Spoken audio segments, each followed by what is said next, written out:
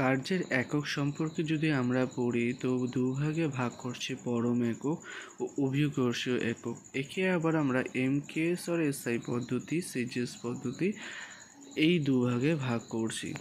তো এমকেএস পদ্ধতিতে P equals to 1 Newton, S equals to 1 meter, W equals to 1 Newton into meter, W Newton minus meter equals to joule, 1 Newton into 1 meter, 1 joule equals to 10 to the power 7 arc.